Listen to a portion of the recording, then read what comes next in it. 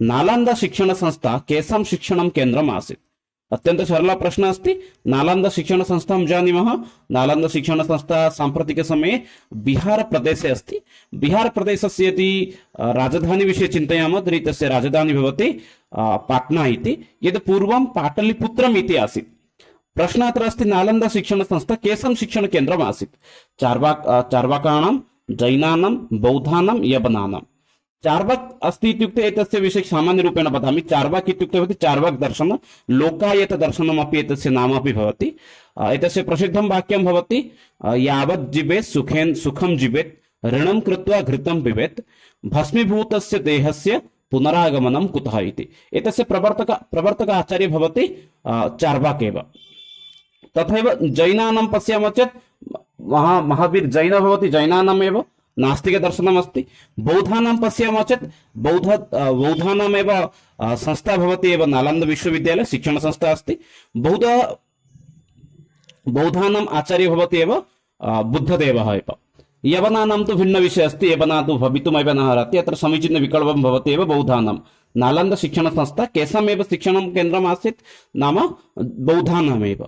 ये बौद्ध भिक्षुकाः सन्ति तेषामेव अत्यन्त महत्वपूर्ण शिक्षण केन्द्रम् आसीत्। किन्तु परवर्ती समये यदा यवनाः इत्युक्ते मुस्लिं जनाः भारतं प्रति आगच्छन्ति ते एतस्य संस्थया सम्पूर्णेन एव खण्डविखण्डितमेव कुर्वन्ति। किन्तु साम्प्रतिकसमये तस्य पुनः निर्माणम् अभवत् एव। अत्यन्त आनन्दस्य विषयः अस्ति। तथापि नालन्दा शिक्षण संस्था केषां शिक्षण केन्द्रम् आसीत्? बौद्धानामेव। सम्यक् विकल्प बौद्धानाम् इति भवति। परवर्ती प्रश्नः अस्ति संविधानस्य अष्टमसूची किं निर्दिशति? संविधानं जानन्ति। अस्माकं भारतस्य संविधान विश्वस्य सर्वबृहत् हस्तलिखित संविधान अस्ति। अत्र प्रश्नं करोति संविधानस्य अष्टमसूची किं निर्दिशति? संविधानस्य यद् अष्टमसूची अस्ति तत् किं निर्दिशति? शिक्षा विषयं, भाषा विषयं, बाल अधिकार विषयं, मानव अधिकार विषयं। समीचीनं विकल्पं किं भवति भवन्तः वक्तुम् अर्हन्ति एव। सामान्यरूपेण अन्य विषये जानीमः एव। पश्यन्तु संविधानस्य शिक्षा विषये पश्यामः चेत् शिक्षा विषये किं भवति 45 मध्ये उल्लिखितः भवति। अस्माकं भारतस्य शिक्षा विषये 45 मध्ये एव शिक्षा विषये उल्लिखितः भवति। बालस्य अनिवार्य शिक्षा भवेत्। अनिवार्य शिक्षा निमित्तं केन्द्र सर्वकार पुनश्च राज्य सर्वकार व्यवस्था करणीया। एतत् सर्वं कुत्र उल्लिखितः अस्ति? 45 मध्ये उल्लिखितः अस्ति। भाषा विषये भारतस्य अष्टम संविधानस्य अष्टम सूची मध्ये किम् अस्ति? भाषा विषये इत्युक्ते अस्माकं देशस्य तथैव अष्टम अनुदान सूची मध्ये 22 भाषाणां विषये उल्लिखितः अस्ति। तत्र संस्कृतभाषा अपि भवति। सम्यक् विकल्पः एतदेव भवति एव। परवर्ती प्रश्नं प्रति गच्छामः। परवर्ती प्रश्नः अस्ति NCF 2005 जानन्ति एव। एतस्याः संस्थायाः नाम पूर्णनाम अस्ति नेशनल करिकुलम फ्रेमवर्क 2005। इत्यस्य अध्यक्षः कः आसीत्? नाम तु जानन्ति एव नेशनल करिकुलम फ्रेमवर्क। एतस्य संस्थायाः मुख्यः कः आसीत्? प्रोफेसर JP नायक अथवा प्रोफेसर रामानुजन, प्रोफेसर हर्षकुमार। समीचीनम् उत्तरं किं भवति भवन्तः वक्तुम् अर्हन्ति एव। NCF इति संस्था भवन्तः जानन्ति या संस्था खलु भारतस्य शिक्षाक्षेत्रे महती परिवर्तनम् एव आनयति, महत् परिवर्तनम् आनयति, बहु किमपि तत्र परिवर्तनम् अपि करोति। NCF इत्यस्य अध्यक्षः कः आसीत् तदानीन्तन समये? प्रोफेसर यशपाल, प्रोफेसर JP नायक, प्रोफेसर रामानुजन, प्रोफेसर हर्षकुमार। पश्यामः चेत् समीचीनम् उत्तरं भवति अत्र प्रोफेसर यशपाल महोदय एव एतस्य संस्थायाः एव मुख्य आसीत् एव। परवर्ती प्रश्नं प्रति गच्छामः। चतुर्थ प्रश्नं पश्यामः। समावेशित शिक्षा केषां कृते भवति? एतत् शब्दम् एकवारम् अवगच्छन्तु एव। अनन्तरं विकल्पं प्रति गच्छामः। समावेशित शिक्षा इत्युक्ते समानरूपेण शिक्षा, समानम् उपवेशनम् अस्ति, समानरूपेण शिक्षा अपि प्रदानं भवति। समानरूपेण उपवेशनम् अस्ति यथा इत्युक्ते तत्र सर्वे छात्राः भवन्ति। तत्र कृष्णकाय छात्राः भवन्ति, गौरवर्ण छात्राः भवन्ति, नाम किञ्चित् दिव्याङ्गश्रेणी छात्राः अपि भवन्ति, दलितश्रेणी छात्राः अपि भवन्ति, जनजाति सम्बन्धीय छात्राः अपि भवन्ति। अतः समावेशी इत्युक्ते समानरूपेण उपवेशनम्। समावेशी शिक्षा केषां कृते वर्तते? जनजातीयानां कृते, दिव्यांगानां कृते, दलितजनानां कृते, उपरोक्त त्रयाणामपि। पश्यामः चेत् अत्र समीचीन विकल्पः भवति समावेशी शिक्षा उपयुक्त त्रयाणां कृते भवति, सर्वेषां कृते भवति। विद्यालयेषु समावेशी शिक्षा एव दृश्यते। विद्यालयेषु सर्वे छात्राः भवन्ति। SC ST OBC कैटेगरी छात्राः भवन्ति, दिव्यांगश्रेणी छात्रा भवन्ति, यथा हेण्डिकेप्ड् छात्राः सन्ति, कस्यचित् हस्ते समस्या अस्ति, कश्चन उपवेष्टुं न शक्नोति, तादृशछात्रा अपि भवन्ति। दलितछात्रा इत्युक्ते जनजाति इत्युक्ते ओबीसी कैटेगरी भवति, यद् उत्कल एससीबीसी इति वदन्ति अथवा तदेव भवति जनजाति, अन्यथा भारते ओबीसी इति आगच्छति। एससीबीसी अथवा ओबीसी छात्राः सन्ति। दिव्यांग इत्युक्ते पीडब्ल्यूडी हेण्डिकेप्ड् छात्राः भवन्ति। दलित इत्युक्ते एससी एसटी कैटेगरी मध्ये आगच्छन्ति, ते छात्राः भवन्ति। अनन्तरं विकल्पः भवति त्रयाणामपि इति। पश्यामः चेत् समीचीनं विकल्पः भवति। समावेशी शिक्षा मध्ये के भवन्ति? उपयुक्तत्रयं। जनजाति छात्राः भवितुम् अर्हन्ति, दिव्यांगश्रेणी छात्राः भवितुम् अर्हन्ति, अथवा दलितश्रेणी छात्राः भवितुम् अर्हन्ति एव। परवर्ती प्रश्नः अस्ति, शिक्षणे आद्यं सोपानं किं? यदा वयं शिक्षादानं कर्तुं गच्छामः तस्मिन् समये अस्माकं प्रारम्भिकसोपानं किं भवति? जनानां भिन्नं भिन्नं मतं भवति, नाम एतादृश प्रश्नः अपि भवतः किं साक्षात्कारसमये अपि पृच्छन्ति। भवन्तः छात्रान् पाठयितुं गच्छति, इदानीं भवन्तः प्रारम्भिकसमये किं करिष्यति? छात्राः वदन्ति अहं प्रश्नावधानं करोमि एव। तत्रापि सः शिक्षक यः साक्षात्कारः भवति स वदति अच्छा भवान् कृष्णफलकस्य मार्जनं न करिष्यति वा? तस्मिन् स्थाने भिन्नं भवति तस्य उत्तरं। किन्तु सामान्यरूपेण पश्यामः चेत् शिक्षणे आद्यं सोपानं किमस्ति? तत्र सम्यक् विकल्पः भवति प्रस्तावना। वयं यदा कदापि छात्रान् पाठनाय गच्छामः तत्र प्रारम्भिकसोपानं किं भवति? प्रस्तावनाकौशलमेव भवति। प्रारम्भिकसमये वयं विषयस्य उपस्थापनं कुर्मः, उपस्थापननिमित्तं किं कुर्मः? प्रस्तावनां कुर्मः। विषयसम्बन्ध्य काचित् कथां श्रावयामः, पुनश्च अथवा अन्यथा केचन विषयसम्बन्ध्य प्रश्नान् पृच्छामः। एतद् भवत्येव अस्माकं शिक्षणस्य आद्यसोपानं प्रस्तावना इति। विषयप्रवेशात् पूर्वं सामान्यरूपेण तस्मिन् विषये वक्तव्यमेव।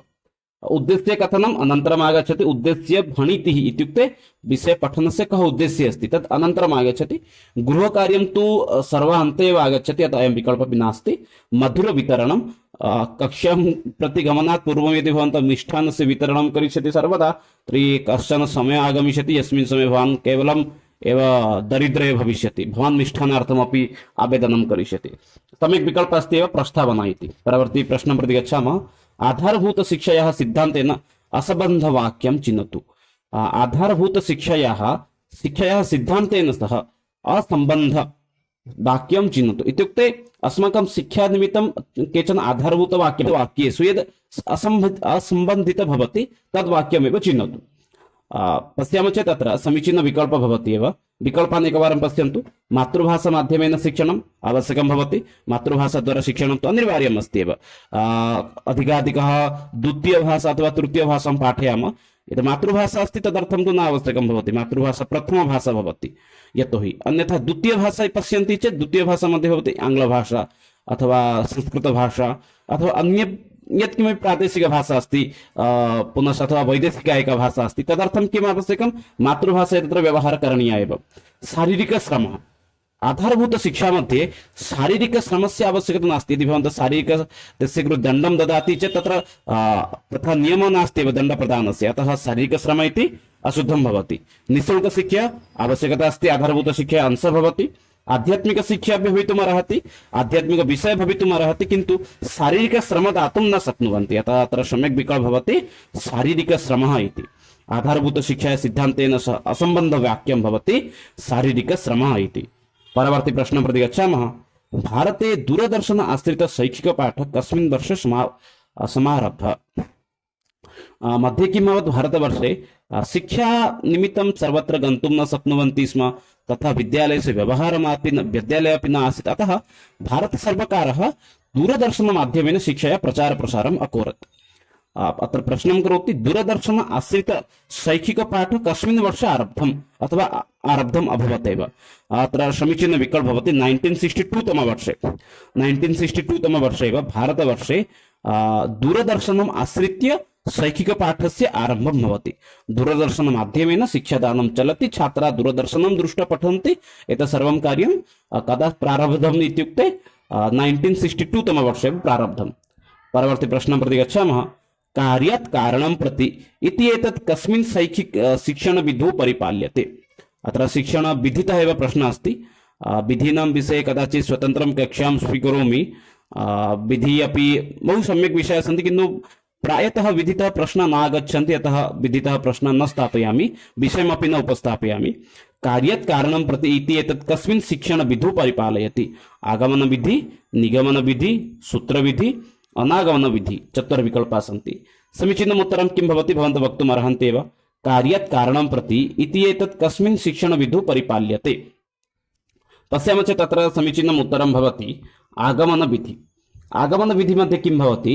प्रारम्भिकसमये कारणं भवति, उदाहरणं भवति, तदुपरान्त स सूत्रं प्रति गच्छति। तथैव कारणं किम् अस्ति? अत्र सूत्रमस्ति। कार्यं किम् अस्ति? उदाहरणम् अस्ति। उदाहरणतः स कुत्र गच्छति? सूत्रं प्रति गच्छति। अतः सम्यक् उत्तरं भवति अत्र आगमनविधि।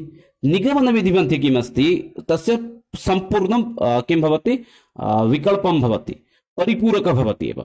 आगमनविधेः सम्पूर्ण परिपूरकः भवति एव निगमनविधि। निगमनविधिमध्ये किम् अस्ति? कारणात् कार्यं प्रति, इत्युक्ते प्रारम्भिकसमये सः किं करोति? तत्र सूत्रं पृच्छति, भवान् एतत् यथा इको यणाचि एतत् सूत्रं वदति, अनन्तरं स उदाहरणं प्रति गच्छति। किन्तु कार्यत् कारणं प्रति इत्युक्ते आगमनविधिः भवति। प्रारम्भिकसमये स इको यणाचित एकम् उदाहरणं ददाति, इत्येवम् अथवा अद्यापि, अद्यापि तु न भविष्यति, इत्येवम् एतादृशानि उदाहरणानि प्रारम्भिकसमये स्थापयति। अनन्तरं सः किं करोति?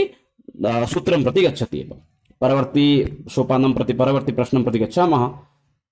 अनुशासनं प्रभावयति। अनुशासनं कस्मै प्रभावयति? कं प्रभावयति? क्षम्यतां। भौतिकवातावरणम् अथवा पाठ्यक्रमः, दण्डपुरस्कारो, पूर्वोक्तत्रयम्। अनुशासनं कस्मै प्रभावयति? विगत वीडियो मध्ये अपि उक्तवान्, यदि कुत्रचित् प्रश्नः आगच्छति उपयुक्तत्रयम् इति, तस्मिन् स्थाने भवन्तः निस्सन्देहेन एव तत्र उपयुक्तत्रयम् इति विकल्पं चेतुम् अर्हन्ति। यदि चतुर्थविकल्पे प्रश्नः आगच्छति उपयुक्तत्रयं विकल्पं शुद्धमिति, तर्हि निस्सन्देहेन भवन्तः तन् विकल्पं चेतुम् अर्हन्ति एव। अतः पश्यामः चेत् अत्रापि तथैव सम्यक् उत्तरं भवति। अनुशासनं कं प्रभावयति? भौतिकवातावरणं प्रभावयति। अनुशासने यदि छात्राः भवन्ति चेत् तत्र यः परिवेशः भवति, सः परिवेशः अपि साधुपरिवेशः भवति। तत्रापि सर्वे जनाः सुखिनः भवन्ति, कुशलिनः भवन्ति। अतः भौतिकवातावरणं प्रभावयति, पाठ्यक्रमम् अपि प्रभावयति। अनुशासनयुक्तछात्राः सम्यक् विषयं पठन्ति, सम्यक् समये अपि पाठ्यक्रमः समाप्तः भवति। अतः अनुशासनं पाठ्यक्रमम् अपि प्रभावयति, भौतिकवातावरणमपि प्रभावयति, दण्डपुरस्कारो अपि प्रभावयति। यदि छात्रः अनुशासनयुक्तः भवति, तस्य कृते दण्डः अपि न दातव्यं भवति, पुरस्कारस्यपि प्रदानस्यपि आवश्यकता न भवति। पुरस्कारः उत्तमकार्यं करोति, अतः पुरस्कारं प्रदातुम् अर्हति एव। अत्र सम्यक् विकल्पः भवति पूर्वोक्तत्रयम् इति। अन्तिमविकल्पः पूर्वोक्तत्रयम् इति एव सम्यक् विकल्पः भवति। योग्यशिक्षकस्य गुणविशेषः कः? एकस्य योग्यशिक्षकस्य कः गुणः भवेत्? अध्यापकानां क्षमता, प्रभाव उत्पादकं व्यक्तित्वं, सदाचारः, त्रयोऽपि। विगतप्रश्ने अपि उक्तवान् तथैव उपयुक्तत्रयम् इति विकल्पः आगच्छति चेत् तत्र निस्सन्देहेन एव उपयुक्तत्रयम् इति विकल्पं चयनं कुर्वन्तु। एकः योग्यशिक्षकस्य समये किं भवेत्? कीदृशव्यवहारः भवेत्? सः समयानुवर्तितः भवेत्, उत्तमचरित्रवान् भवेत्, सः विद्वान् भवेत्, पुनश्च अध्यापनक्षमता अपि, छात्रान् पाठयितुमपि सः योग्यः भवेत्। केवलं चरित्रवान् अस्ति, समयानुवर्तितः अस्ति, विद्वान् भवति चेदपि न, तत्र अध्यापनक्षमता अपि, छात्रान् पाठयितुमपि सः सक्षमः भवेत् एव। प्रभाव उत्पादक व्यक्तित्वमपि भवेत्। नाम शिक्षकं यदा छात्राः पश्यन्ति तस्मिन् समये ते किं भवितुम् अर्हन्ति? तस्य प्रभावः अपि तथा भवेत्। कक्षां प्रति यदा सः शिक्षकः गच्छेत् तदा छात्रः स्वयमेव किं शिक्षकं दृष्ट्वा एव उत्साहितः भवेत् एव। अतः प्रभाव उत्पादकं व्यक्तित्वमपि भवेत् एव।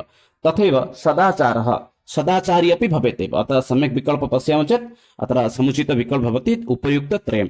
योग्यशिक्षकस्य सविधे के गुणाः भवेत्? नाम सः अध्यापनक्षमता भवेत्, तस्य सविधे प्रभाव उत्पादक व्यक्तित्वं भवेत्, सदाचारः भवेत्। अतः एते सर्वे गुणाः भवेत् एव। परवर्ती प्रश्नं प्रति गच्छामः। सामाजिकनियमैः विचलितः बालः लोकेन किम् उच्यते? यः बालः सामाजिकनियमान् न परिपालयति सः बालकः किम् उच्यते? बालापराधी इति उच्यते, किमपि न उच्यते, प्रतिभाशाली इति उच्यते, सामान्येन कथ्यते। यः बालकः किं करोति, समाजस्य नियमानाम् उल्लङ्घनं करोति, विद्यालये यत् करणीयमस्ति तद् न करोति, गृहस्य गृहनियमानां स न अनुपालयति, विद्यालयस्य नियमानां स न अनुपालयति, तादृशछात्रः यः सामाजिकनियमानां परिपालनं न करोति तादृशछात्रः किम् उच्यते?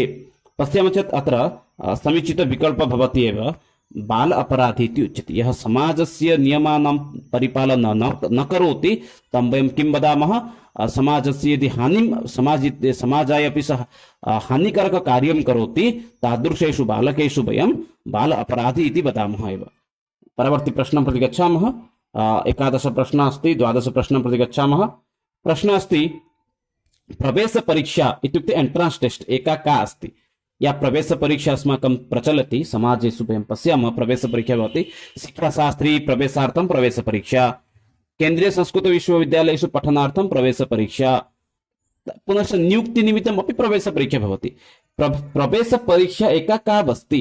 विषमप्रणाली, व्याकरणप्रणाली, मनोरप्रणाली, मापनप्रणाली। समीचीनम् उत्तरम् अत्र किं भवति भवन्तः वक्तुम् अर्हन्ति एव।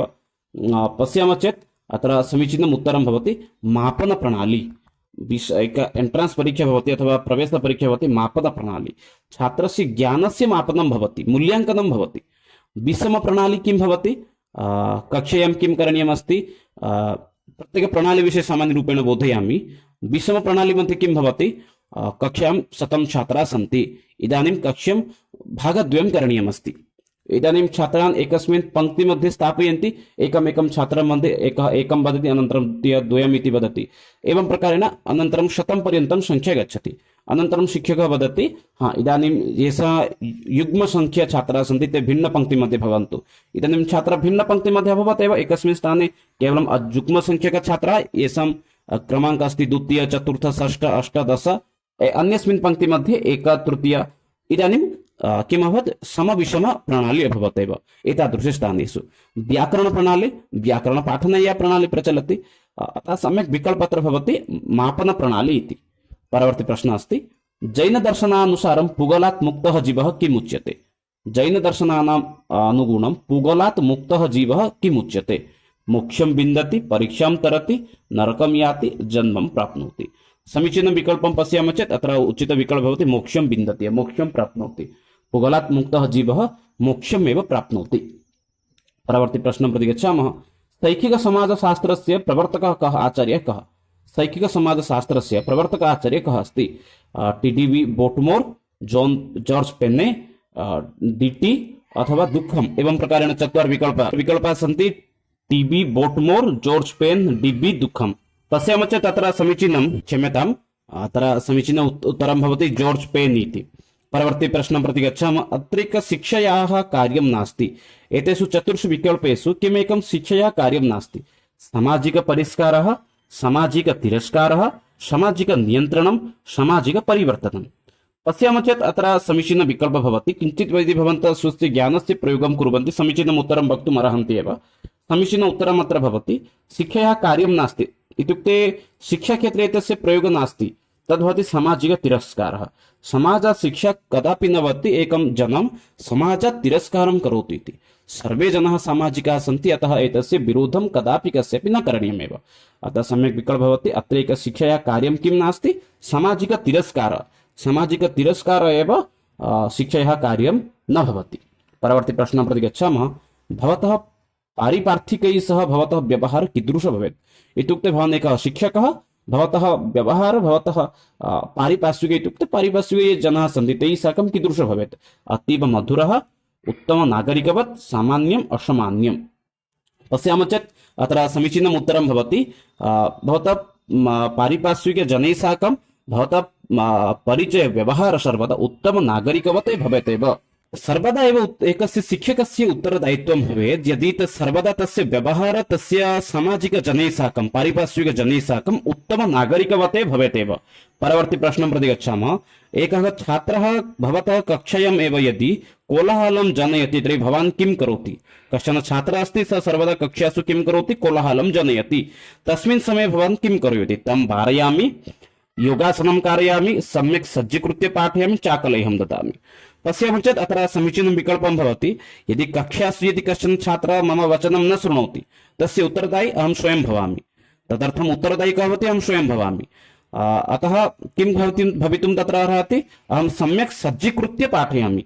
अतः सः छात्रः कथं मम वचनं श्रोष्यति तदर्थम् अहं सम्यक् सज्जीकृत्य एव पाठयिष्यामि। अतः सम्यक् विकल्पः भवति एव सम्यक् सज्जीकृत्य पाठयामि, अनन्तरं तस्मै वारयामि। तथापि यदि सः मम वचनं न शृणोति अनन्तरं नाम समाह्य तं बोधयिष्यामि। परवर्ती प्रश्नं प्रति गच्छामः। परवर्ती प्रश्नः भवति, कक्षायां पठित पाठ्यांशं यदि कश्चन छात्रः न अवगच्छति तर्हि भवान् किं करोति? अग्रिमं पाठं सन्दर्भं पाठयामि, गृहकार्यं दास्यामि, पाठ्यांशं पुनः स्पष्टीकरोमि अथवा ततो निर्गच्छामि। प्रश्न एवं अस्ति, किञ्चित् भवान् वयम् अस्माकमपि चिन्तनीयम्। अस्माकं समये यदा वयं छात्राः आसन् तस्मिन् समये यदि वयं कञ्चित् प्रश्नं पृच्छामः, शिक्षकः किं करोति स्म, तस्य कं गुणः एव अस्माकं किञ्चित् उत्तमरूपेण व्यवहरति स्म। पश्यामः चेत् अत्र किं भवति, यदि कक्षायां वयं पाठयामः, यदि कश्चन छात्रः अस्माकं विषयम् अवगन्तुं न अर्हति तस्मिन् समये अस्माकं किं दायित्वं भवेत्, पाठ्यांशं पुनः स्पष्टीकरणम् अस्माकं करणीयं। यद् वयं पाठितवन्तः तं किञ्चित् पुनः वयं स्पष्टतां कुर्मः चेत् सः छात्रः आनन्दितः भवति, तस्य अपि संशयस्य निवारणं भवति। सः विषयं न अवगतवान्, अहम् अग्रे गच्छामि, एतद् न करणीयमेव। तथैव गृहकार्यं सः न अवगतवान्, अतः अहं गृहकार्यं दास्यामि, एतदपि न करणीयं। तथैव ततो निर्गच्छामि, सः न उक्तवान् अतः अहं बहिर्गच्छामि, एतदपि न करणीयम्। अतः समीचीनः विकल्पः भवति पाठ्यांशं पुनः स्पष्टीकरोमि एव। परवर्ती प्रश्नं प्रति गच्छामः। निरुपचारिकशिक्षायाः अभिकरणम् इदं किम्? निरुपचारिकशिक्षायाः स्थानं किम् अस्ति इति पृच्छति। विद्यालयः, उच्चविद्यालयः, विश्वविद्यालयः, धार्मिकसभा। पश्यामः चेत् शिक्षणार्थम् अथवा शिक्षाग्रहणार्थं स्थानशिक्षात्रयं भवति। एकं भवति औपचारिकशिक्षा, तदुपरान्तः अस्ति अनौपचारिकशिक्षा, तृतीया आगच्छति निरुपचारिकशिक्षा। औपचारिकशिक्षा इत्युक्ते किम्, एकवारं बोधयामि। यद् वयं साक्षात् गत्वा पठामः, यथा औपचारिकशिक्षा मध्ये किं भवितुमर्हति, विद्यालयः, महाविद्यालयः, विश्वविद्यालयः, शैक्षिकसंस्थाः भवितुम् अर्हन्ति, कोचिङ्ग् सेण्टर् भवितुम् अर्हति औपचारिकशिक्षा मध्ये। अनौपचारिक किम् अस्ति, अनौपचारिक मध्ये केवलं सर्टिफिकेट् निमित्तं वयं यद् पठामः, यथा डिस्टेन्स् एजुकेशन् अस्ति, तत्र वयं विद्यालयं प्रति न गच्छामः अथवा महाविद्यालयं प्रति न गच्छामः, केवलं गृहे स्थित्वा पठामः, परीक्षार्थं केवलं गच्छामः, तद्भवति किम्, अनौपचारिकशिक्षा। परीक्षायाः अनन्तरं प्रमाणपत्रम् आगच्छति, एतत् सर्वं भवति अनौपचारिकशिक्षा।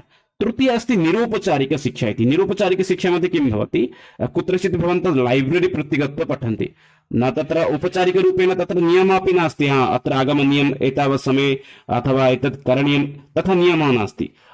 पुनश्च धार्मिकसभा भवितुम् अर्हति अथवा सङ्गोष्ठी भवितुम् अर्हति, वाग्वर्धिनी भवितुम् अर्हति। सङ्गोष्ठी इत्युक्ते कविसम्मेलनम् इति वक्तुं शक्नुमः, अथवा किमपि सभा इत्यादिकं भवितुम् अर्हति, चर्चासत्रं भवितुम् अर्हति। एतत् सर्वं भवति निरुपचारिकशिक्षा। तत्र तथा नियमः नास्ति, आयुनिर्धारणमपि न भवति, अतः सम्यक् विकल्पः भवति निरुपचारिकशिक्षायाः अभिकरणं केन्द्रं भवति, अभिकरणम् इदं भवति धार्मिकसभा इति। निरुपचारिकशिक्षा अभिकरणम् इदं किं भवति, धार्मिकसभा। परवर्ती प्रश्नं प्रति गच्छामः। अपि एक शिक्षण विधि मानसिकरूपेण दुर्बलबालकानां कृते शिक्षणाय सर्वोत्तम इति गण्यते। सूत्रविधि, परियोजनाविधि, प्रदर्शनविधि, व्याख्याविधि। एतेषु चतुर्षु विधिषु का विधि मानसिकरूपेण दुर्बलानां छात्राणां कृते सर्वोत्तम इति विधि इति परिगण्यते? पश्यामः चेत् अत्र समीचीनविकल्पः भवति प्रदर्शनविधि। दुर्बलछात्राणां कृते भवान् किं कर्तुम् अर्हति, प्रदर्शनं कृते यदि पाठयति तर्हि तेषाम् एव किञ्चित् अवबोधनं शीघ्रं भवति। किं भवति, यदा वयं पाठयामः तस्मिन् समये किं भवति, उपकरणत्रयं भवति, उपकरणानां भवति। यदा दृश्य उपकरणम् एकं भवति, अन्य एकं भवति श्रव्य उपकरणं, तदुपरान्तः अस्ति एव दृश्य श्रव्य उपकरणं। छात्राः श्रव्य अपेक्षया दृश्य उपकरणेन अधिकाः प्रभाविताः भवन्ति, विषयम् अधिककालपर्यन्तं ते मनसि स्थापयितुम् अर्हन्ति। अतः सम्यक् विकल्पः किं भवति, प्रदर्शनविधि। प्रदर्शनं कृत्वा पाठयामः चेत् दुर्बलछात्राः अपि विषयम् अवगन्तुम् अर्हन्ति। परवर्ती प्रश्नं प्रति गच्छामः। वैदिककाले शिक्षाग्रहणाय वयः क्रमः कः आसीत्? वैदिकयुगे विद्याग्रहणस्य वयः कः आसीत्? एकवर्षतः 25, 75 अथवा 75तः 100। सर्वे जानन्ति सरलः उत्तरं भवति एतस्य प्रथम विकल्प प्रथमतः 25 इति। परवर्ती प्रश्नं प्रति गच्छामः। कस्मात् संस्कारात् परं बटुः शिक्षां गृह्णाति स्म? इत्युक्ते सामान्यरूपेण उत्तरम् एतस्य प्रश्नस्य उत्तरं भवति कस्मात् संस्कारात् कदा आरभ्य छात्रः अथवा बालः विद्याग्रहणं करोति? गर्भधानं एकवारं पुनश्च वदामि, गर्भधानसंस्कारात्, पुंसवनसंस्कारात्, अन्नप्राशनसंस्कारात् अथवा उपनयनसंस्कारात् परं। समीचीनम् उत्तरम् इति पश्यामः चेत् अत्र समीचीनम् उत्तरं भवति बाल्यक इत्युक्ते वैदिककाले, इदानीम् अपि भवति, वैदिककाले उपनयनसंस्कारात् परमेव किं भवति स्म? शिक्षाग्रहणं भवति, छात्रस्य शिक्षाग्रहणस्य व्यवस्था आरम्भं भवति स्म। उपनयनशिक्षकः एव करोति, तदुपरान्त एव स किं करोति? उपनयनात् परमेव बटु इत्युक्ते शिशुः, पुत्रः, तस्य किं भवति? शिक्षाग्रहणस्य व्यवस्था भवति एव। परवर्ती प्रश्नमस्ति, शिक्षायाः गुरुकुलपरम्परायाः प्रणेता कः? शिक्षायाः यत् खलु गुरुकुलपरम्परा आसीत् तस्य प्रणेता कः आसीत्? व्यासदेवः, गान्धीमहोदयः, दयानन्दः, विवेकानन्दः? अत्यंत सरला प्रश्न एव। गुरुकुल इत्युक्ते एतेषु सर्वप्राचीनगुरुः कः अस्ति एकवारं पश्यन्तु। समीचीनम् उत्तरं भवति महर्षि व्यासदेवः एव। महर्षि व्यासदेवः एव गुरुकुलपरम्परायाः प्रणेता आसीत्। तस्य अग्रनाम अस्ति बादरायणः, पुनश्च कृष्णद्वैपायनः। महर्षि बादरायणः भवति वेदान्तदर्शनस्य प्रणेता। व्यासदेवस्य विषये किं वदामः वयं? वेदानां रचनाकारः अस्ति, 18 पुराणानां रचयिता अपि भवति, महाभारतस्य रचनाकारः अस्ति। अस्तु, परवर्ती प्रश्नं प्रति गच्छामः। वैदिककाले शिक्षा कस्य अधीना आसीत्? वैदिकयुगे शिक्षा कस्य अधीना आसीत्? ब्राह्मणस्य, क्षत्रियस्य, वैश्यस्य, शूद्रस्य? पश्यामः चेत् तत्र समीचीनम् उत्तरं भवति वैदिककाले शिक्षा ब्राह्मणस्य अधीने एव आसीत्। परवर्ती प्रश्नं प्रति गच्छामः। अस्माकं प्राचीनसंस्कृतेः मूल आधारः कः आसीत्? अस्माकं प्राचीनसंस्कृतेः मूल आधारः कः आसीत्? धनम, धर्मः, व्यापारः, राजनीति? शिक्षा क्षेत्रे प्राचीन संस्कृतेः शिक्षा क्षेत्रे मूल आधारः आसीत् धर्मः एव। धर्म, अर्थ, मोक्ष, काम, पुरुषार्थ चतुष्टयमेव अस्माकं मूललक्ष्यम् आसीत्। अतः सम्यक् विकल्पत्र भवति धर्मः इति। परवर्ती प्रश्नं प्रति गच्छामः। पश्यामः 26 प्रश्नं। वैदिककाले शिक्षा प्रदानं किं प्रकारम् आसीत्? वैदिकयुगे शिक्षां कीदृशम् आसीत्? लैखिकं, मौखिकं, साङ्केतिकं, प्रायोगिकं? वैदिकयुगे शिक्षा कीदृशम् आसीत्? लिखितयुक्तम् आसीत् अथवा मौखिकम् आसीत् अथवा साङ्केतिकम् आसीत् अथवा प्रायोगिकम् आसीत्? पश्यामः चेत् अत्र समीचीनः विकल्पः भवति वैदिककाले शिक्षा अस्माकम् आसीत् प्रायोगिकम्। गुरुकुलेषु का परम्परा आसीत्? तत्र तु वेद इत्यादीनाम् अध्ययनं भवति, पुनश्च गुरु तत्र छात्रान् धनुर्विद्या इत्यादि विषये अपि ज्ञानं ददाति, पुनश्च कृषिकार्यविषये अपि बोधयति, पुनश्च तद्वदेव गोपालन विषय अपि बोधयति। भिन्न भिन्न विषय इत्युक्ते प्रायोगिक एव आसीत्। एकः शिशुः पठनात् परं पादयोः अपि यथा शक्यं स समर्थ भविष्यति, तदर्थमेव तादृशी एव शिक्षा व्यवस्था आसीत्। ततः सम्यक् विकल्पः प्रायोगिकी इति भवति एव। परवर्ती प्रश्नं प्रति गच्छामः। 27 प्रश्नः अस्ति। विद्यालयस्य समाप्तेः परवर्ती संस्कारः? विद्यालयस्य समाप्तेः परं परवर्ती संस्कारः कः आसीत्? उपनयनं, सीमन्त उन्नयनं, समावर्तनं, चूडाकर्मणं?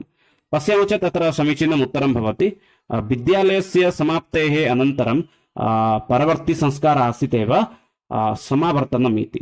इदानीमपि यद्वयं नाम आङ्ग्लभाषायां वदामः फेर्वेल् इति, नैकेषु स्थानेषु निष्क्रमण अपि वदन्ति, किन्तु समीचीनविकल्पम् अत्र भवति समावर्तनम् इति।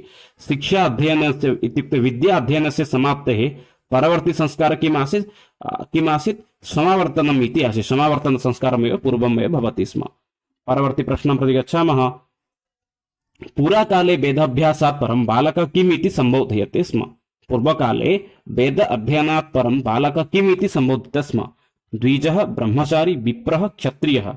ऋग्वेदे एकं श्लोकं प्रसिद्धं भवति, तत्र भवति जन्मना जायते शूद्र, उपनयनात् भवेत् विप्र, वेद अध्ययनात् भवेत् द्विजः, ब्रह्मं जानति इति ब्राह्मणः? पश्यामः चेत् अत्र समीचीनः विकल्पः भवति यः वेदम् अधीतवान् इदानीं सः किम् उच्यते? द्विजः इति उच्यते। पुनरेकवारं पुनश्च वदामि। जन्मना जायते शूद्र, उपनयनात् भवेत् विप्र, क्षम्यतां पुनश्च एकवारं श्लोकं वदामि। जन्मना जायते शूद्र, उपनयनात् भवेत् द्विजः, वेद अध्ययनात् भवेत् विप्र ब्रह्मं जानाति इति ब्राह्मणः। अत्र सम्यक् विकल्प भवति विप्रः इति, उपनयनात् सह द्विज इति भवति, तस्य द्वितीय जन्म प्राप्ति भवति उपनयन कर्मात् परं, किन्तु वेद अध्ययनात् परं स विप्र इति भवति एव। नवविंशति प्रश्नं पश्यामः। सहना भवतु सहनौ भुनक्तु सह वीर्यं करवावहे तेजस्विनवदितमस्तु मा विद्युषावहे इति इयम् उक्ति कुत्र उपलभ्यते? एक उक्ति अस्ति, किमस्ति? सहना भवतु सहना भुनक्तु सह वीर्यं करवावहे तेजस्विनवदितमस्तु मा विद्युषावहे। एतद् उक्ति कुत्र उपलभ्यते इति अत्र प्रश्नं करोति एव। केन उपनिषदात्? ईशोपनिषदात्, कठोपनिषदात् अथवा बृहद् आरण्यक उपनिषदात् अस्ति इति पृच्छति एव। उपनिषदानां सम्पर्के इत्युक्ते उपनिषदानां प्रसिद्धवाक्यानां सम्पर्के अस्माकम् एतावत् पर्यन्तं चर्चा न जाता एव। एतस्मिन् विषये वयं पुनश्च स्वतन्त्रं वीडियो अपि निर्माणं कुर्मः उपनिषत् सम्पर्के। सम्यक् विकल्पः अत्र भवति कठोपनिषद् एव। परवर्ती प्रश्नं प्रति गच्छामः। प्राचीनकाले विद्यालयः खलु इमे? एतेषु कुत्र प्राचीनकाले विद्यालयः आसीत्?